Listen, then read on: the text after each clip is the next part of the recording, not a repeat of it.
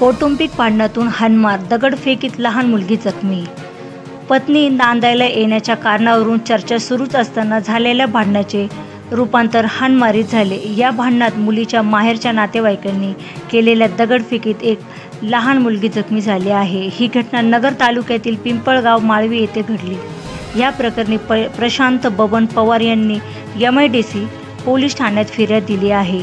त्यांच्या पत्नीसोबत वाद झाल्याने पत्नी 1 महिन्यापासून माहेरी राहत होती. दिनांक 23 तारखेला पत्नीचे माहेरचे नातेवाईक चर्चा करण्यासाठी पवार यांच्या घरी आले. त्यावेळी झालेल्या भांडणाचे रूपांतर हाणमारीत झाले.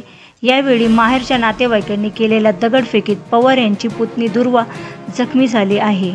या प्रकरणी पवार यांच्या फिर्यादीवरून पोलिसांनी पूजा प्रशांत पवार, दीपक बाबासाहेब साळवे, सुनील गुलाब साळवे, अलका सुनील साळवे, मीराबाई बाबासाहेब साळवे, नवनाथ वाघमारे, साहेबराव शिरसाट, राहणार हातराळ, तालुका पाथर्डी यांच्या विरोधात गैरकायद्याची मंडळी जमवणे, शिवीगाळी व दमदाटी, मारहाण करणे, जीवेस मारण्याची धमकी देणे आदी कायदा कलमानुसार गुन्हा दाखल करण्यात आलेला आहे. सक्षम न्यूज 24 अहमदनगर. सक्षम न्यूज 24.